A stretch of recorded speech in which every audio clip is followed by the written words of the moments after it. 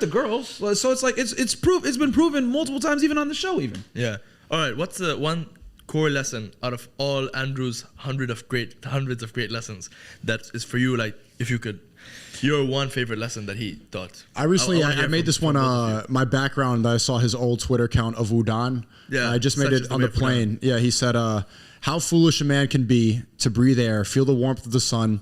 To think, live, run, fuck, smile, laugh, cry on the energy found in a few pieces of bread, and to not believe in magic. And that got me thinking, like, how everything that you consume affects your life. If bread can do that, if it can help you swim, make love, smile, go out, then the same information that you digest, the same thoughts that you think, the same words that you speak, it all has an effect on you just as much as food does, because you can reprogram your mind. You can literally hypnotize yourself with thoughts and with words. That's deep. What about you? I agree with Andrew on like 99% of things, man. But what's one thing he said that for you like really stuck out? I can say, like, for me, I think he was like sitting in the car and he's like, I enjoy the smallest things in life. He's like, when I'm sitting in the car and there's like a bit of sunshine, and then he goes on to say, a bad day is coming. Like, one day you're gonna wake up and you're gonna get a call that someone you love or someone you know of has got a terminal illness or has passed away, and that day is coming for all of us. It's coming for me, it's coming for you, it's coming for you, it's coming for you guys watching, and that's the sad truth. So if you know that fact, that day is coming, and today is not that day, then why don't you be happy today, you know? Yeah. That you're gonna have that day to feel sad coming up. Today, you're good, you're alive, people around you, the people you love are alive.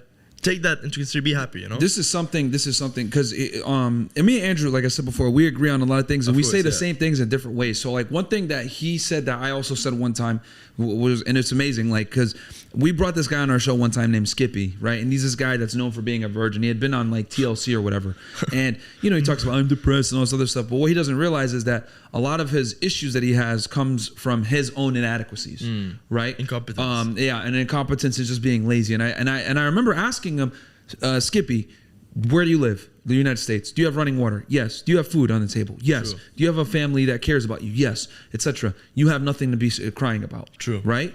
And Andrew did it on another interview where he said, instead of saying, I have to go to work today, say, I get to go to work today. Yeah, true. Instead of, hey, I have to go to the gym. I have to go to the gym. I get to go to the gym because I have two legs, etc. And I talk about that all the time. Like, people will sit there and complain about, I'm so tired, blah, blah, blah. But there's people that are in wheelchairs that are still going to the gym figuring it out. There's people right now that wish they could go to the gym and train every day. Meanwhile, your fat ass is sitting there complaining about it, saying, I'm not going to go. So the thing is that people, right, they complain about what they don't have versus being happy and blessed for what they do have.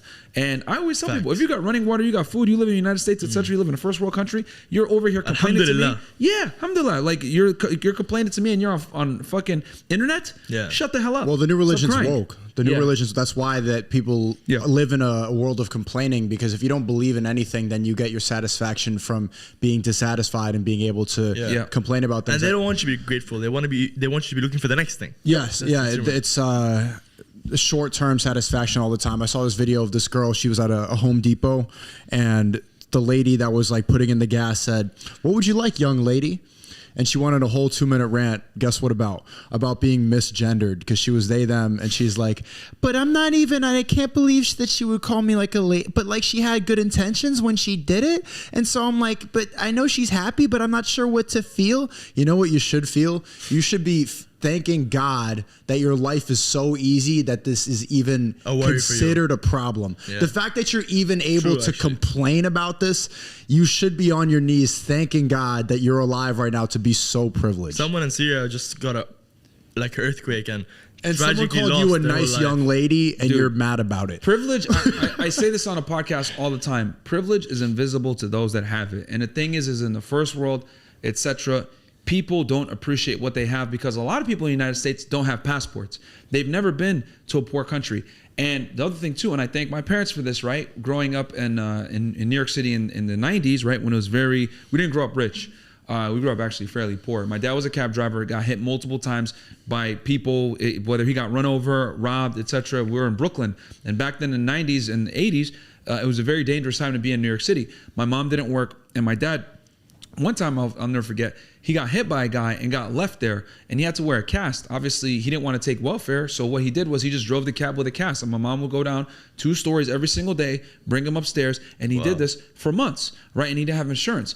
And my dad always used to tell me growing up, if I was born in the United States, I'd be a somebody. If I was born here and I would go to college, et cetera, et cetera. So they instilled this appreciation in my mind of being in the United States, number one, and I have to become a somebody. There's no other way around it, right? So it made me immediately appreciate the benefits and privileges that I had because my parents always reminded me what it was like. And then I remember as a child, they brought me to Sudan one time, and then they also brought me to Egypt, and I saw how people were living out there. And that woke me up to realize, whoa, I need to stop being a crybaby. You know, seeing all the people crying, seeing people begging for begging for food on the street, etc. It really brought things home. And I'll never forget, 2005, August of 2005, I came back to the United States, I kissed the floor when we got back, and I said, yo, I'm going to look at the world completely differently. I was 15 years old. I'll never forget that.